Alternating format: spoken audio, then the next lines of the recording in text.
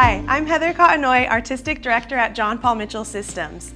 I'm here with my guest, Nastia, today, and we're going to take you through a little blonding journey.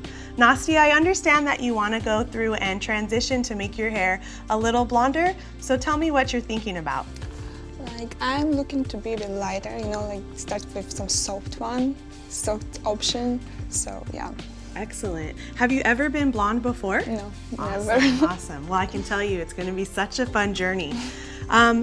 Especially this being your first blonding service, I think it's important that we have a soft transition, right? So that you understand how to maintain the fabric of blonde hair when you're at home, and also what the return visits are going to look like for you in the salon to maintain your blonde hair.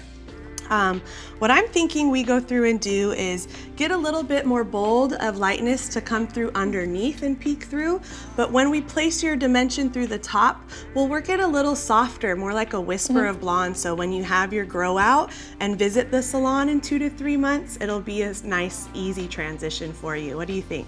Sounds super good. I'm Great. so excited. And we'll probably jump into step 2 where we're gonna go through and tone your hair. We have an amazing product that's gonna be nice and gentle, but it'll leave you with the most beautiful glisten of blonde. Sound good? Super good. I'm excited, can't Let's wait. do it.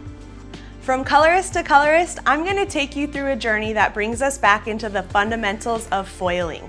Being that this is Nastia's first blonding service, we're gonna take a soft transition in how we place our foil work for her dimension. Underneath, we're gonna come through and we're gonna place bolder pieces of a highlighting technique that's gonna cover more ground for us in a quicker amount of time. And then as we transition through the top area, we'll be working a combination of a baby light with traditional slicing, but it's gonna be all about our pressure in our application.